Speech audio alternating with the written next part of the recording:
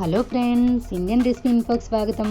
ఈరోజు మనం టమాటో చారు లేదా టమాటో రసం ఎలా తయారు చేయాలో చూద్దాం.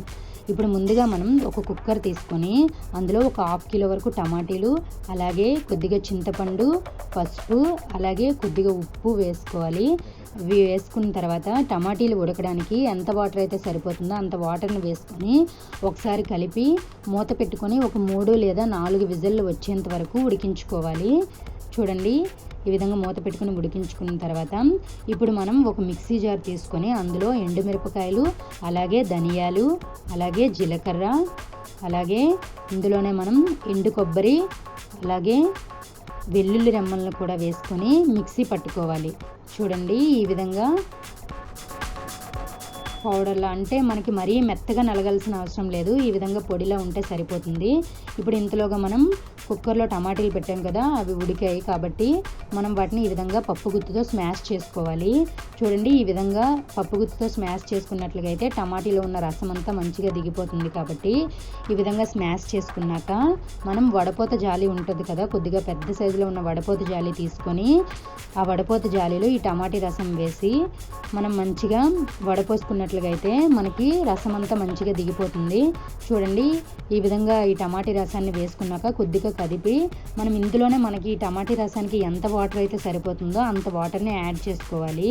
చూడండి, ఈ పొట్టులో మనం ఈ టమాటీ రసం దిగిపోయిన తర్వాత కొద్దిగా వాటర్ వేసుకొని మంచిగా కలుపుకున్నట్లుగా అయితే పులుపు అంతా దిగిపోతుంది. ఆ తర్వాత ఈ పొట్టుని సెపరేట్ చేసేయాలి.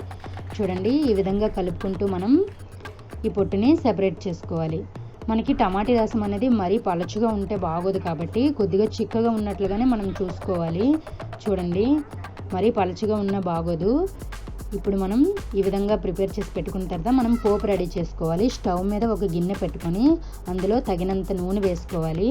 చూడండి, నూనె కొద్దిగా వేడైన తర్వాత ఇందులోనే కొద్దిగా మెంతులు, అలాగే ఆవాలు, కొద్దిగా జీలకర్ర, అలాగే ఇందులోనే మనం చిన్నగా కట్ చేసి పెట్టుకున్న పచ్చిమిరపకాయలను కూడా యాడ్ చేసుకోవాలి. చూడండి, ఇవి కూడా యాడ్ చేసిన తర్వాత ఒకసారి మంచిగా కలుపుకోవాలి. చూడండి ఫ్రెండ్స్, మా వీడియో మీకు నచ్చినట్లయితే లైక్ చేయండి, మీ ఫ్రెండ్స్ అందరికీ షేర్ చేయండి. మీరు కూడా ఈ టమాటీ రసాన్ని మీ ఇంటి దగ్గర ట్రై చేయండి. ఎలా వచ్చిందో మాకు కామెంట్ రూపంలో తెలియచేయండి.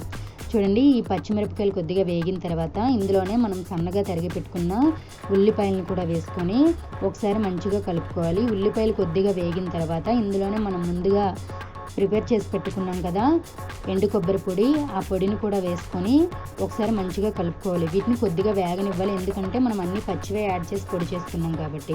ఇందులోనే మనం ఎండుమిరపకాయలు, అలాగే కరివేపాకు కూడా వేసి ఒకసారి మంచిగా కలుపుకొని కొద్దిసేపు వేగనివ్వాలి వీటిని కూడా. చూడండి, ఈ విధంగా వీటన్నిటిని వేగిన తర్వాత ఇందులోనే మనం ప్రిపేర్ చేసి పెట్టుకున్న ఈ టమాటీ రసాన్ని వేసుకోవాలి. చూడండి, ఈ టమాటీ రసాన్ని వేసిన తర్వాత ఇందులో తగినంత ఉప్పు, అలాగే కొత్తిమీర కూడా వేసుకొని కొద్దిసేపు మరిగినట్లుగా అయితే మనకి టమాటీ రసం అనేది రెడీ అయిపోయినట్లుగా. చూడండి, ఒకసారి కలుపుకొని కొద్దిగా మరిగేంత వరకు మనం మరిగించుకోవాలి. చూడండి ఫ్రెండ్స్, మనకి ఎంతో టేస్టీగా ఉండే టమాటీ రసం అనేది రెడీ అయిపోయింది. Thank you for watching my video.